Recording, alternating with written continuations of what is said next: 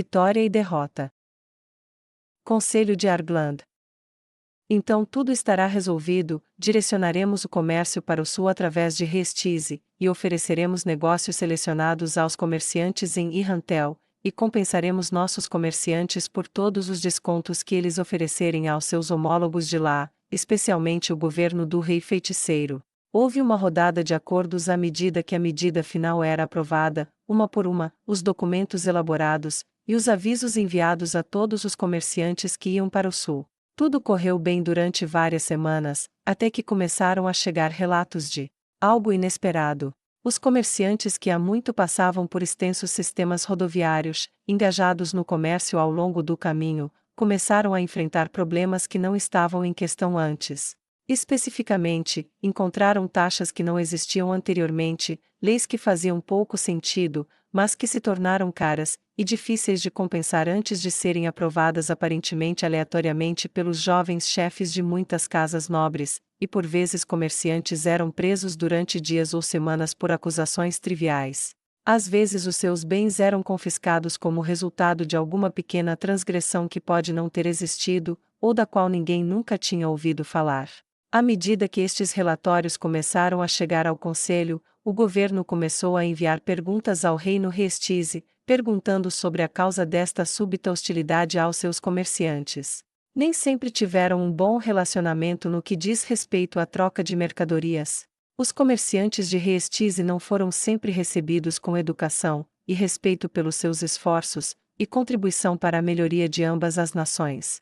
Por que toda essa hostilidade agora? A resposta do rei foi prometer uma investigação, mas relatórios preliminares indicaram que os próprios nobres daquelas terras eram os responsáveis, e muitos especularam que isso era resultado da palavra de sua amizade passiva para com o rei feiticeiro, e da palavra de termos comerciais especiais, para ajudar no esforço de guerra do rei feiticeiro.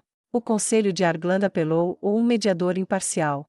Mas tudo o que obtiveram em troca foi o silêncio. O assunto foi resumido pelo Platinum Dragon Lord em poucas palavras simples durante uma dessas reuniões. Isso não é bom.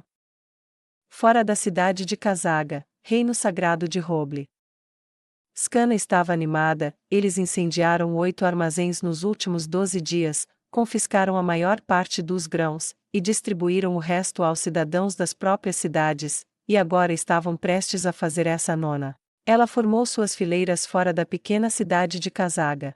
Era a primeira cidade que ela iria tomar, os muros tinham 10 metros de altura, tinha uma população de cerca de 40.000 habitantes, e uma força militar de defesa de 5.000. Apesar de estar animada, o lugar parecia formidável, e o exército deles era quase tão grande quanto o dela. Além disso, eles tinham paredes. Embora, por outro lado, ela tivesse equipamentos criados com runas, e o melhor treinamento do mundo atrás dela, e uma série de vitórias ininterruptas. O moral estava muito alto. Como antes, ela ergueu sua bandeira branca, e se aproximou da cidade, e fez seu discurso habitual. Se você se render, nenhum cidadão será ferido, nenhum soldado será mutilado, nenhuma casa será queimada, nenhum saque será feito. A única coisa que será reduzida a nada serão os suprimentos usados para travar a guerra contra nós, e ocuparemos a cidade como suas autoridades governantes até a duração da guerra. Mas, de acordo com os acordos dracônicos, todas as boas leis do país serão honradas. Mas se você não se render, iremos derrubar seus portões, romper suas linhas, e tudo o que se segue estará sobre suas cabeças. Uma flecha disparou do topo dos portões, e atingiu-a no peito. E ricocheteou em seu equipamento criado com runas. Ela tocou o local onde bateu. Isso deixaria um hematoma. Você fez sua escolha. Mas não se preocupe. Ela disse, abrindo os braços para mostrar que não estava ferida, e rindo loucamente. Você não terá que conviver com isso por muito tempo. As suas próprias forças, que viram o ataque repentino sob uma bandeira branca de trégua, ficaram indignadas. Skana baixou a espada no portão, e gritou. Solte os mortos-vivos. Quero que esse portão se transforme em lascas. Cavalos mortos-vivos foram enviados, e seus corpos resistentes de cavalos mortos-vivos começaram a chutar a ponte levadiça de ferro, e gradualmente dobrá-la para dentro. Os humanos acima da muralha começaram a atirar pedras, e atirar flechas, mas estes eram mortos-vivos, e esses projéteis menores eram praticamente inúteis. Arqueiros prontos! Scanna gritou, e os arcos dos milhares foram puxados, e flechas preparadas. Soltar! Ela gritou, e flechas voaram ao longo da linha, e na parede soldados morreram. Algumas flechas foram longe demais, erraram o alvo, e um grito de civis foi ouvido, mas a maioria teve o bom senso de se esconder em suas casas. A ponte levadiça de metal começou a quebrar em alguns lugares, mas ainda assim os cavalos coiceavam, rasgando-a cada vez mais, e sempre que possível, avançavam para chutar o portão de madeira, que, sendo feito de madeira como era, bem, simplesmente não era tão durável em comparação com o ferro já quebrado. Choque! Choque! Choque!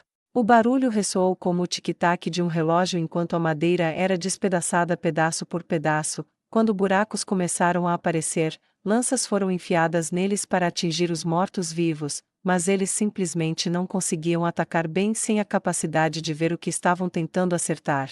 Cavalos se retirem! Scanna gritou, e quando as montarias voltaram para as linhas, ela gritou: primeira fila! Acendam suas flechas, apontem para o portão. Queimem-no! Eles gostam tanto de fogo, deixe-os ter tudo o que quiserem. Ela gritou por cima do ombro. O som de queimadura podia ser ouvido atrás dela. Todas as outras fileiras varram as paredes. Os arqueiros nas muralhas estabeleceram como prioridade mirar nos mortos-vivos, um erro mortal pelo qual pagariam caro. Scanna bufou com desdém, e murmurou baixinho: amador fanático tolo, não é óbvio que você deveria ter como alvo os vivos que governam os mortos-vivos? Que desperdício! Bem, torna meu trabalho mais fácil, então não sou de reclamar. Flechas voaram para a passagem subterrânea da ponte levadiça até o portão, e o fogo pegou, e queimou, algumas por acaso, passaram pelos buracos que os cavalos fizeram, e encontraram um lar no corpo de um infeliz soldado, enfraquecendo quaisquer defesas que eles conseguiram reunir contra a entrada lá. Scanna revirou os olhos, era um desperdício tão estúpido morrer por um rei que simplesmente não dava a mínima para você. O fluxo de flechas de suas forças começou a diminuir assim que ela viu o portão começar a desabar. Forças resistentes às chamas, aproveitem o portão! Ela gritou, referindo-se àqueles cujas armaduras e equipamentos eram especializados em resistência ao fogo. Isso não os tornaria imunes a queimaduras causadas apenas pelo calor comum, como por água fervida, mas estariam bem protegidos contra o próprio fogo. Todos os outros, escadas, agarrem-se às paredes! Ela gritou, e com um grito fervoroso, correu para a frente das escadas que estavam em seus calcanhares. Eles subiram, e ela rapidamente pulou para a frente da fileira, e começou a subir. Uma parte dela refletiu que, se Néia estivesse aqui, ela não tinha certeza se a mulher estaria ou não de acordo com ela, ou se aproveitaria do outro lado sozinha. Engraçado as pequenas coisas que conseguem fazer você sorrir quando você está prestes a morrer. Ela chegou ao topo do muro, e subiu. Algumas escadas estavam voltadas para soldados que tentavam empurrá-las para trás.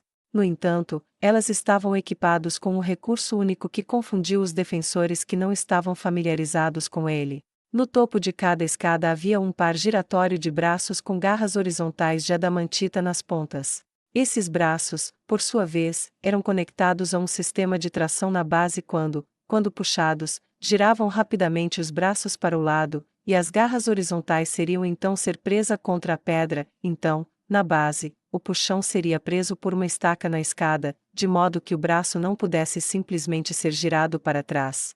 Era um dispositivo engenhosamente simples e, sim, poderia ser combatido, porém, como era um design novo, nunca visto antes, nenhum dos que estavam nas paredes estavam familiarizados com ele, e como resultado, não sabiam nem tinham tempo para entender por que simplesmente empurrar as escadas não estava funcionando. Seu temperamento frenético trabalhou contra eles, e seu medo os tornou irracionais. Alguns tiveram alguma sorte, as garras da escada não encontraram apoio ou ela foi empurrada antes que pudesse ser fixada no lugar. Mas onde funcionou, funcionou bem. Scanna logo se viu diante de alguns valentões com armaduras que eles não sabiam usar. Um deles tentou atacá-la com sua lança, mas ela se afastou, e deu-lhe um chute rápido, fazendo-o cambalear, e cair do muro, e cair na cidade, para nunca mais se mover. Atrás dela, outros surgiam rapidamente, e superavam em número aqueles que deveriam defender essas posições. Ela tinha uma expressão selvagem e sanguinária no rosto, seu único olho destemido, e seu sorriso tenso revelando seus dentes, como se ela estivesse prestes a mordê-los.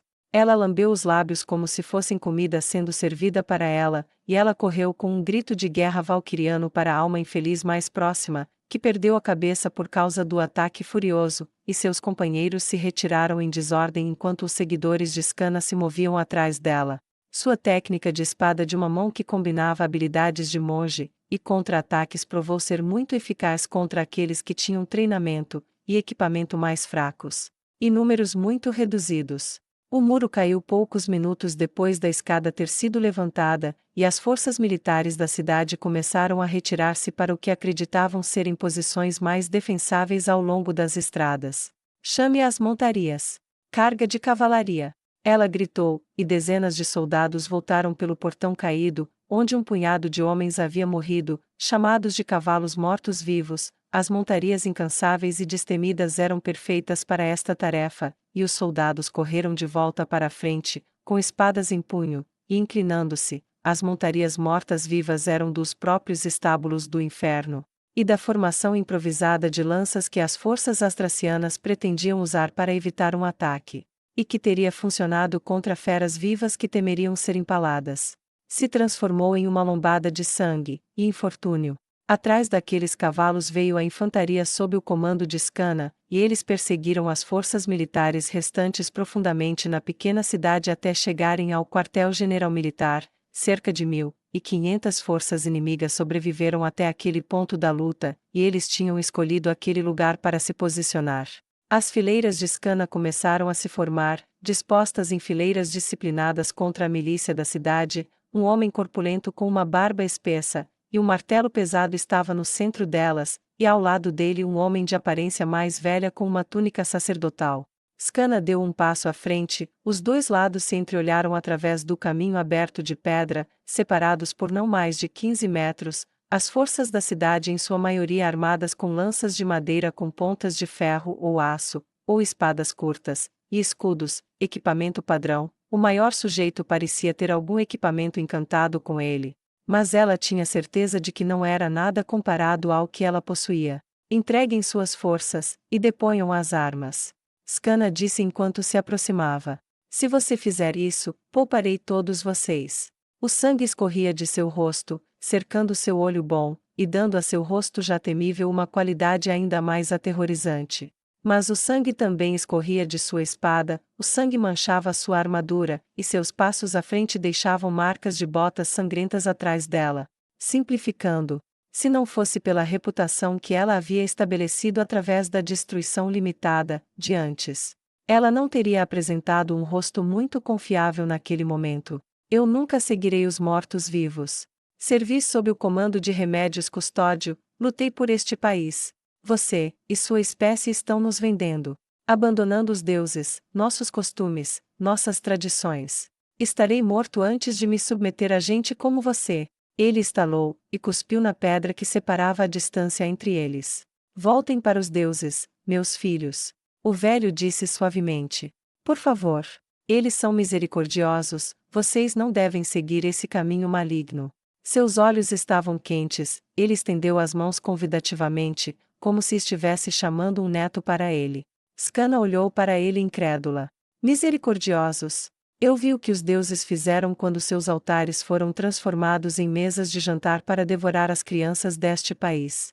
Se isso é misericórdia, não aceitarei nada disso. Eu sigo o Deus verdadeiro, o Deus das ações, e da justiça que pôs fim ao horror. Sacerdote, não me fale da misericórdia dos deuses. Ela disse ferozmente. Ela voltou seu olhar para o grande guerreiro. Eu também lutei por este país, nossos caminhos quase nos destruíram, estávamos despreparados, éramos fracos, e estávamos quase destruídos, não porque nos desviamos de nossos caminhos, mas porque os mantivemos quando eles não funcionaram mais. Quer pegar este país para nos devolver ao fracasso? Ela apontou a espada para ele. Eu não quero matar vocês, nenhum de vocês. Mas não vou nos ver derrubados e destruídos novamente por nosso fracasso em mudar. Por favor. Renda-se, e deixe-me cumprir a misericórdia do meu Deus. A verdadeira misericórdia. Suas vidas continuadas. Ela disse apaixonadamente. A figura corpulenta ergueu o martelo com a mão livre, e balançou a cabeça. Não. Terei o mundo que conheço restaurado a si mesmo, ou morrerei. Esse foi meu voto quando vi a destruição de nosso país por Jaldabaoth, e vou cumpri-lo. Sinto muito, mulher guerreira, mas devo matar você. Ele disse suavemente, mas com firmeza. E lamento que você tenha que morrer. Ela disse com igual suavidade e firmeza. Mas que pelo menos sejamos apenas nós. Muitos já morreram hoje, que seja apenas mais um, e se você vencer, meus soldados se retirarão. Se você perder, seus soldados terão pelo menos a escolha de manter suas vidas. Ele grunhiu, e olhou para seus soldados. Muitos deles eram jovens, alguns recém-chegados à idade em que tinham permissão para lutar. Seu olhar passou por um ombro, depois para o outro, e ele olhou para o padre. Eles compartilharam um momento silencioso de aceitação, e acenaram um para o outro. Você ouviu o que ela disse, meu velho, me abençoe em nome dos deuses. Quando ele se ajoelhou para receber sua bênção, Scana olhou por cima do ombro. Se eu cair, honre minha vontade, e retire-se, recupere todos os mortos que tivermos, mas não se vingue. Jure pelo rei feiticeiro. Ela comandou, e o eco uniforme de pelo rei feiticeiro saiu em 3 gritos altos. Ela esperou pacientemente enquanto o padre terminava de proferir suas palavras finais para o grande urso que era o homem. Ele se elevava sobre Scana, com cerca de 1,80 m de altura, e largo como a porta de um celeiro, comparado a Scana, que não era muito mais alta que Neia. E ele era quase tão largo quanto uma porta externa. Qual o seu nome? Ela perguntou a ele ao dar o primeiro passo à frente. Você é corajoso, e tem a sua honra, mesmo que esteja do lado errado. Eu odiaria que seu nome fosse perdido depois que tudo isso acabar. Eles me chamam de Browning, Browning Tacos. Ele disse. E já que estamos sendo educados sobre isso, qual é o seu? Ele perguntou enquanto eles diminuíam a distância entre eles cada vez mais inexoravelmente. A maioria me conhece como Scana, a ousada. Mas você sabe. Se você me matar, coloque minha lápide. Scana Baraja. Ela disse com um sorriso nos lábios, e os olhos dele se arregalaram enquanto ele descobria com quem ele estava indo lutar.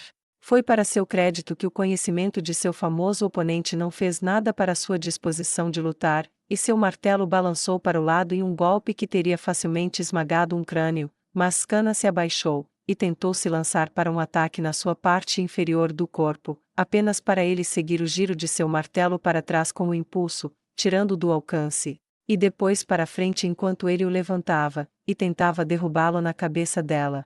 Ela rolou para fora do caminho, levantou-se, e saltou para o topo do martelo quando ele bateu na pedra, e antes que pudesse ser levantado, e dessa posição ela deu um golpe perfeito com sua espada, direto no olho dele. Seu outro braço foi empurrado para trás para fornecer impulso para frente, e equilíbrio perfeito. Ele olhou por um momento com o único olho que lhe restava, como se não pudesse acreditar no que tinha acontecido. Sua boca se abriu, e ele tentou falar, mas nenhuma palavra saiu. Ele perdeu o controle do martelo, e lentamente caiu para o chão a seus pés enquanto ela retirava a lâmina. Embora nenhum deles soubesse disso na época, entre as fileiras dos derrotados, havia um jovem que tinha um talento para a arte, e ele iria, nos dias seguintes, desenhar repetidamente os momentos finais de Browning como um homem obcecado. Sobrevivendo até o fim da guerra, ele acabaria pintando a morte de Browning em proporções vivas, e percorreria o novo mundo como um testemunho da guerra travada em sua juventude. Scana olhou para o morto Browning no momento de sua morte. Ele deve ter sido um mestre com armas, um grande guerreiro, e uma grande perda para o reino. Ela sentiu pouco alívio por ainda estar viva, e nenhuma alegria por sua vitória. Ela balançou a espada para o lado para limpar o sangue, e se aproximou das forças do derrotado Browning. Quando ela estava a 20 passos de distância, ela gritou: "Existe alguém mais?" O som do metal batendo na pedra enquanto as armas eram largadas ecoou como chuva em um telhado de zinco por um minuto inteiro, antes que as fileiras derrotadas caíssem de joelhos em rendição. O velho padre também estava de joelhos, mas não com eles. Quando Browning caiu, ele foi até o cadáver, o mais rápido que seu velho corpo pôde carregá-lo, e desceu até ele, como se não pudesse acreditar no que viu. Ele balançou o corpo suavemente. "Vamos, Browning. Levante-se. Levante-se. Isso não é um jogo, você precisa levantar-se. Levante-se. Por favor, levante-se. Ele sacudiu o soldado caído repetidamente, lágrimas caíram de seu rosto enquanto ele tentava fazer Browning se levantar, mas os corpos tendem a não fazer isso sem envolvimento mágico, e então nada aconteceu. Scanna virou-se para seus soldados. Protejam os prisioneiros, estamos controlando esta cidade. Suas forças aplaudiram, mas Scanna se virou, e se aproximou do velho sacerdote. Ele está muito, muito morto. Ela disse a ele. Ele levou uma espada no olho, quantas pessoas você vê sobrevivendo a isso? Ela perguntou. O velho olhou para ela por cima do ombro, e disse. Não fale como se conhecesse meu filho. Ele é forte. Ele vai se levantar, e vencer. Ele sempre se levanta. Ele sempre se levanta. Ele sempre se levanta. O olhar de Scanna se arregalou. Seu filho? Ela perguntou. Browning Tacos, comandante militar de Kazaga. Filho de Amran Tacos. Sacerdote do Deus da vida. O padre disse suavemente, olhando para o cadáver de seu filho. Deus da vida. Por favor. Devolva-o para mim. Por favor. Eu não te servi. Não dei minha vida a você, e não pedi nada em troca. Conceda a este velho um desejo. Devolva meu menino para mim. O padre ajoelhou-se em oração sobre o corpo enquanto atrás dele os soldados de Browning eram amarrados com cordas, e tinham suas armaduras e armas removidas deles. Scanna teve a boa vontade de deixá-lo orar em paz. Por alguns minutos o silêncio reinou, e ela disse: Sinto muito pelo seu filho. Ele era muito forte, muito habilidoso, poucos duram tanto contra mim. Mesmo um minuto é uma eternidade em uma luta, e ele quase me matou 3 vezes antes de poder atacar 2 vezes. Vou me lembrar do nome dele, Amra, pai de Browning. Ela disse solenemente. Você não precisa. Ele vai se levantar, o Deus da vida vai responder minha oração. Ele disse com uma voz tão pequena quanto a de uma criança, que falhou quando as palavras saíram. Ela balançou a cabeça. Não, ele não vai. Quaisquer que fossem esses deuses, eles não estão respondendo às orações de ninguém. Se o fizessem, eu estaria do seu lado em vez do rei feiticeiro. Conheço apenas um Deus que faz qualquer coisa para qualquer um, todos os outros são apenas nomes. Ela suspirou. Vou deixar alguns de seus homens livres para ajudar com seu corpo, com a condição de que eles retornem depois de levar o corpo de Browning para onde você possa prepará-lo para um enterro adequado. Você não vai profaná-lo? O padre perguntou surpreso. Você vai me deixar enterrá-lo sob os costumes dos deuses aos quais você resiste? Por que eu faria isso? Scanna perguntou interrogativamente. Você segue os mortos-vivos. O padre disse. Você rejeita os deuses nos dão conhecimento de como nos comportar. Se você os rejeitar, você cairá na vilania, e no mal. Você prefere que eu seja assim? Ela perguntou a ele parecendo surpresa. Claro que não. Ele disse, ofendido. Nem eu. Scanna disse, ela limpou sua espada, e a embainhou. Meu Deus nos ordena a reflexão, e contemplação sobre nossas ações, a adoração para nós é a razão, e a busca da virtude superior, a obediência à sua vontade significa emulação, e reflexão das qualidades em que ele se destaca, e a promoção de nossa busca por justiça, e melhoria de quem somos. Se eu degradasse o corpo de um nobre guerreiro como este homem aqui, ela gesticulou para seu cadáver. Eu não apenas me degradaria, eu estabeleceria um padrão de conduta sobre como eu também desejo ser tratada em troca. Não preciso seguir seus deuses para encontrar bons motivos para ser uma pessoa melhor, porque esses motivos para ser uma pessoa melhor não exigem nenhum Deus. Para mim, meu Deus é o exemplo que sigo. Não sei o que é a verdadeira divindade como coisa, só a conheço quando é revelada por uma escolha nobre. Então, sim, enterre seu filho, dê-lhe as honras que ele exige, vou libertar em liberdade condicional todos os membros de seu comando, se quiserem se despedir dele, farei isso porque é isso que significa ser Scanna, a ousada, e um membro da Justiça Negra. Ela se virou para voltar para a formação agora destinada a chamar voluntários para ajudar com seu corpo, deixando o velho padre atordoado para trás, e então olhou para ele mais uma vez. E novamente. Eu, verdadeiramente sinto muito pelo seu filho, nenhum pai deveria ter que enterrar seus filhos, mas isso é guerra. Os pais enterram seus filhos, e aqueles idosos com um passado, tomam decisões que privam os jovens de seu futuro. Se isso significa alguma coisa, eu odeio isso. E então ela se afastou, gritando por voluntários entre os derrotados, e dando ordens para a apreensão de provisões militares, e o envio de ordens para a substituição de suas forças para que ela pudesse passar para o próximo alvo. Naquela tarde, a bandeira de Astraca foi recolhida, e a bandeira da rainha Calca foi hasteada, e embora muitos tenham aplaudido, Skana não estava entre eles. Ela poderia mais tarde, mas por enquanto ela não sentia nenhuma satisfação real com o que havia conseguido. Ela simplesmente foi ao gabinete do governador que havia desocupado para seu uso, e esperou que ele fosse trazido de sua casa para informá-la. Ela tinha muito que fazer para estar pronta para entregar esta cidade ao seu substituto, quem quer que fosse. Parte.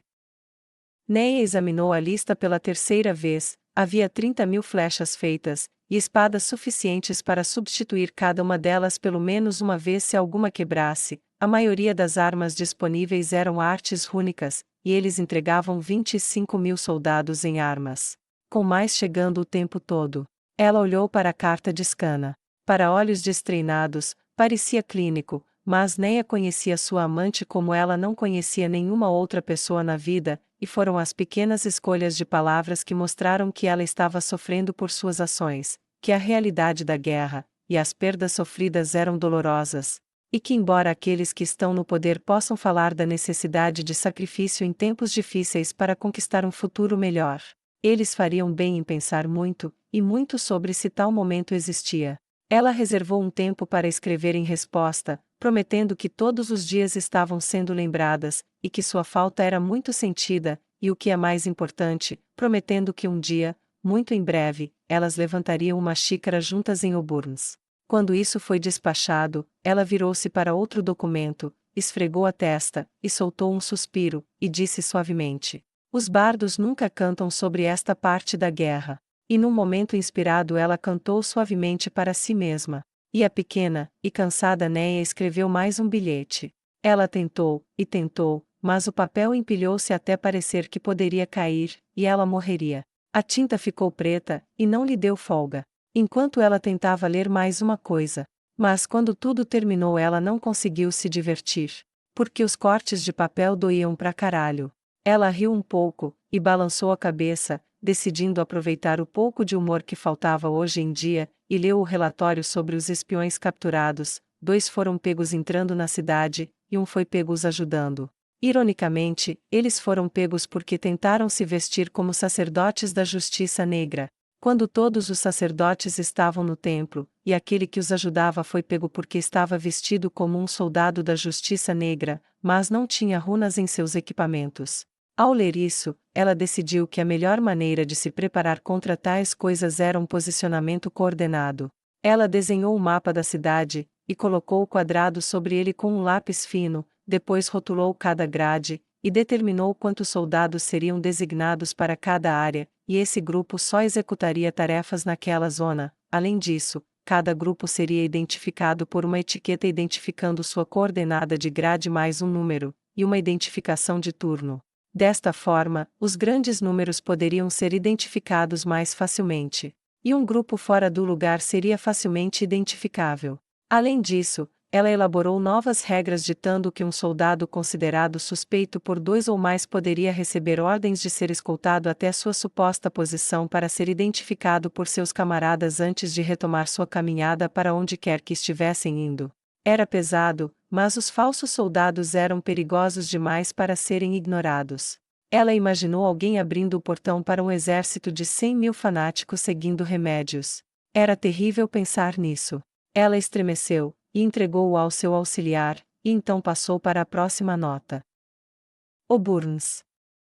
O humor de Astraca era realmente misto. Por um lado, uma dúzia de aldeias com bandeiras da justiça negra foram sitiadas, por outro lado, ele quase não fez prisioneiros, e a maioria deles não sofreu muitas perdas. O uso de mortos-vivos infligiu baixas a seus próprios homens enquanto os humanos se retiravam. Os poucos cativos não tinham informações. E porque eles teriam, como camponeses, eles não estavam exatamente bem posicionados para saber de nada. Ele cerrou os dentes de raiva, e odiou esse pensamento. Uma camponesa tinha tido, mas ela morreu antes que ele pudesse conseguir alguma coisa dela. Essa derrota frustrante ainda o provocava. Ainda assim, seus soldados ocuparam esses lugares por enquanto. Relatos foram filtrados de que aventureiros do Reino Feiticeiro foram vistos fornecendo apoio de reconhecimento, mas até o momento nenhum foi capturado. Era como se todos estivessem evitando uma luta real, e apenas dando-lhe território, e fazendo-o pagar um pequeno preço ao longo do caminho para expandir a sua zona de controlo. Ainda assim, deixou os outros nobres felizes. O que realmente o irritou foram os relatos dos ataques em suas próprias aldeias e cidades. Os combatentes da Justiça Negra capturaram vários suprimentos e simplesmente abandonaram a área. Não fazia sentido. Como eles planejaram vencer? Isso prejudicou suas linhas de abastecimento. Ele se viu tendo que retirar uma quantia perturbadora dos suprimentos em Oburns para manter seus exércitos marchando, mas eram alfinetadas. Era isso que ele estava pensando quando o mensageiro irrompeu. Senhor, a cidade de Kazaga caiu, e um exército de legalistas de casca está agora ocupando a cidade. O homem tinha olhos selvagens, e uma expressão chocada no rosto. A cabeça de Astraca levantou-se do que ele estava escrevendo. O que? Ele gritou. Como? Senhor, o exército que estava atacando os suprimentos, eles. Bem, ainda não temos todos os detalhes, mas parece que eles usaram os mortos-vivos para quebrar a ponte levadiça de ferro, e depois montaram nas paredes com algum tipo de, eu não sei, escadas mágicas que não podiam ser empurradas. Eles invadiram, derrotaram a guarnição e... Senhor, Browning está morto, morto pelo comandante da Justiça Negra em um duelo. A mão do mensageiro tremia, ele suava, respirava com dificuldade. Obviamente percorreram um longo caminho para dar a notícia. Browning era um guerreiro excepcional, um mestre em armas pesadas, principalmente aquele martelo dele. Quem o matou? Quem era o comandante deles? Ele perguntou. Foi Neia Baraja? Astraca perguntou, o rosto aterrorizante da mulher enchendo sua memória. Não, senhor, era a mão direita dela, Skana. O mensageiro disse. Bem, então só há uma pergunta, não é? Quantos homens serão necessários para tomar Kazaga de volta e cortar a mão direita de Neia Baraja? Astraca perguntou com uma expressão sádica no rosto. Na linha de marcha de Gustav. Ele agora tinha 15.000 soldados e 10.000 esqueletos, nem de longe o suficiente para enfrentar o poder do Sul, mas suas comunicações regulares com Neia Baraja e Kedin, e agora Kazaga o informavam cada vez mais sobre sua estratégia a ser. Ele enviou seus soldados confiscarem suprimentos militares de cidades hostis, e após a 12ª ser tomado sem matar nenhum cidadão, e aceitar todas as rendições. Não era rotina para uma guarnição altamente insuficiente simplesmente ceder, e permitir que os suprimentos militares fossem tomados sem qualquer combate. Os camponeses não se importavam muito com quem governava, e não se importavam muito se um tolo faminto de glória quisesse morrer por um rei que nem sequer sabia o seu nome. Sem riscos para si próprios, eles estavam agora cada vez mais bem abastecidos, e ele tinha certeza de que, à medida que o rei Astraca obtivesse mais e mais informações sobre o que estava acontecendo, a imagem se formaria em sua mente, e ele forneceria às suas forças mais cuidado e guarda mais pesada.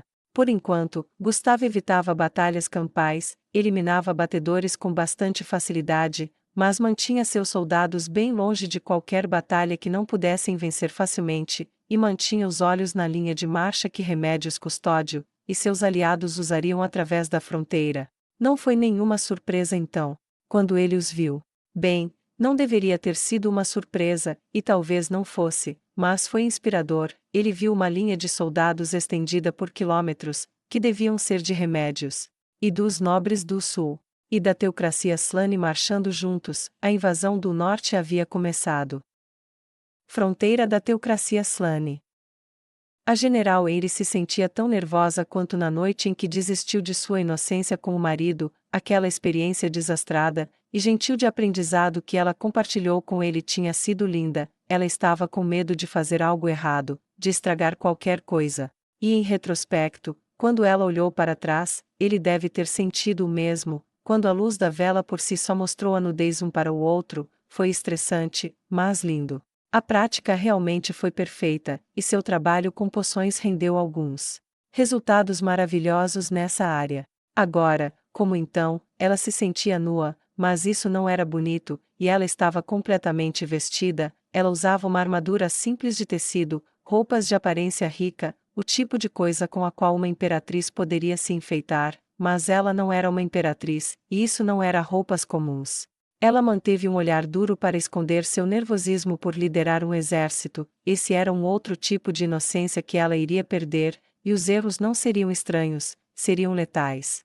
Suas roupas estavam fortemente encantadas contra uma série de ataques mágicos e físicos. Seu soberano lhe deu o melhor equipamento que alguém poderia pedir para protegê-la, e quando falou com ela, ele disse: "Fique segura." Foi um sentimento caloroso, como um pai mandando a filha para a escola, e ela valorizava as palavras de seu senhor soberano.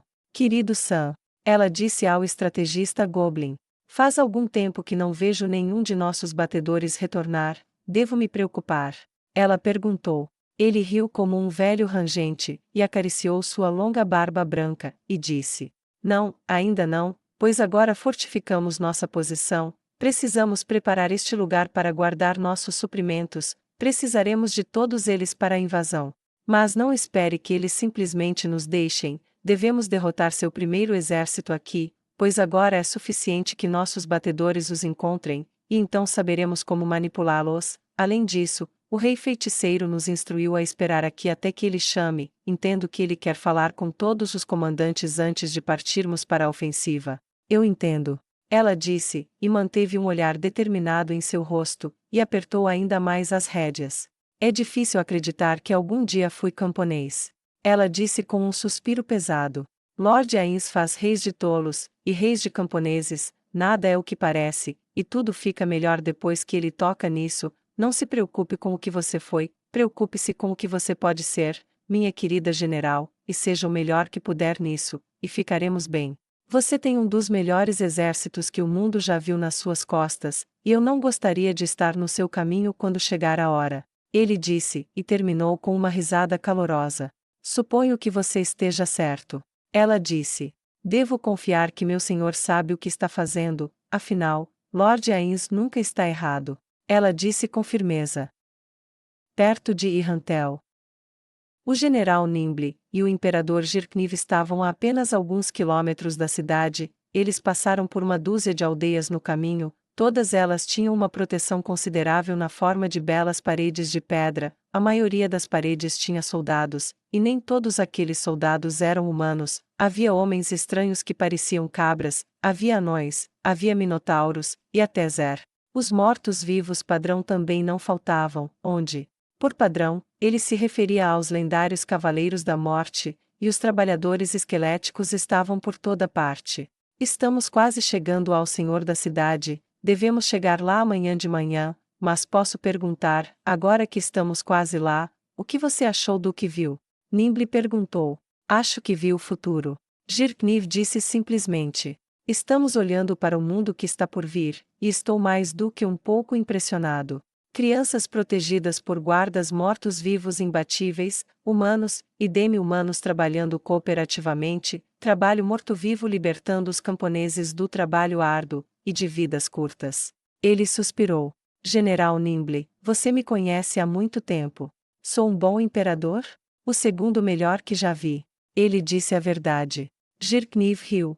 "Gosto de pensar que estou tão bem. Eu valorizo meu povo, trabalho duro por eles, mas não percebi o quão limitada minha visão realmente era. A escravidão para mim era apenas um meio para um fim, desagradável mas necessário, apenas para aprender, em vez disso, que eu tinha facilitado o horror sem razão, e que, em vez disso, ela estava atrasando o meu povo, e privando-os a todos, tanto escravos como livres, da exploração dos seus próprios talentos, e de como poderiam beneficiar-se uns aos outros.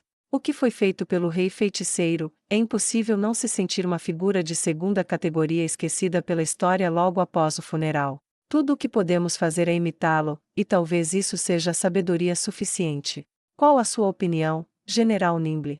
Nimble desviou o olhar do imperador, direto para a frente na longa estrada. Os carteiros passavam em cavalos mortos-vivos puxando carroças de caixas e cartas. Aldeias que antes eram elas mesmas pequenos mundos, agora estavam todas conectadas, e por sua vez conectadas com a capital.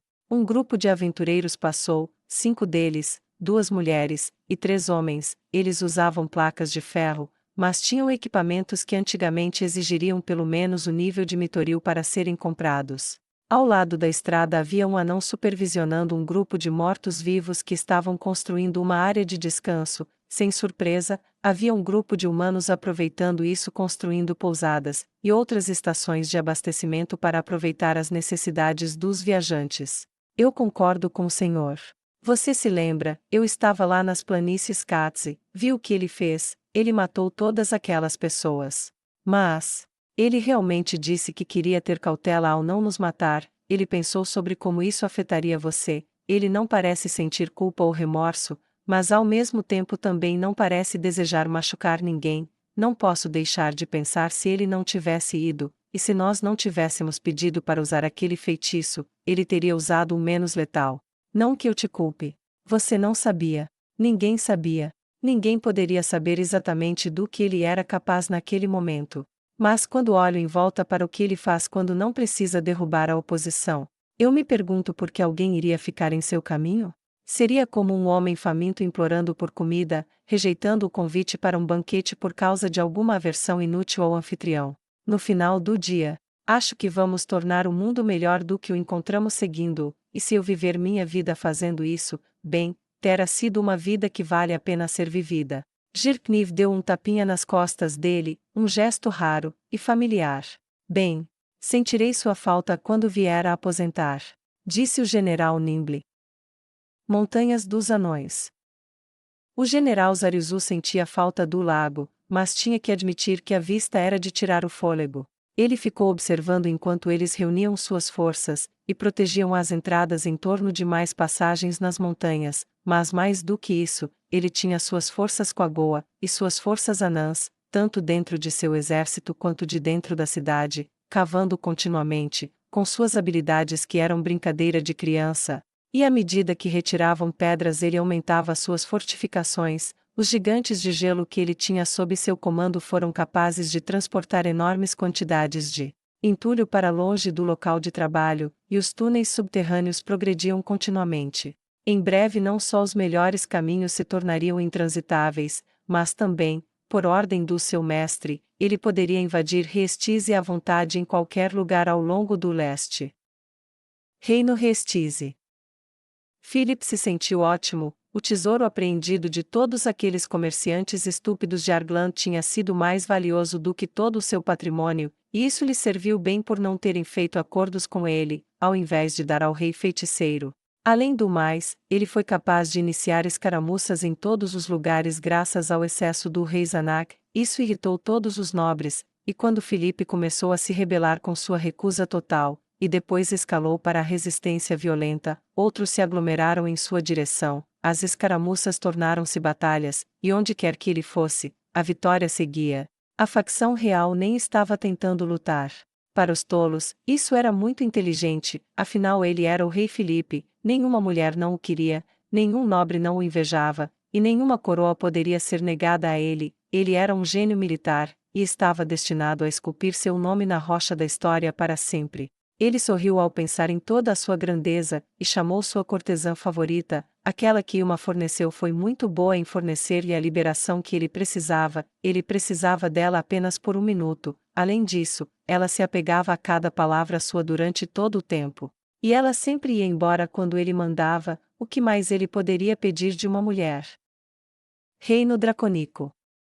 A rainha Draudilon não perdeu tempo em nenhuma de suas tarefas, e nem Vermilion. Uma lista de candidatos foi elaborada, e seu caráter foi minuciosamente investigado. A maioria deles foi riscada, mas houve alguns que valeram a pena. Com esses poucos eles tinham certeza disso. Começaram a escrever cartas de convocação, e a redigir cartas de nomeação para entregar a eles, e conceder-lhes títulos de nobreza.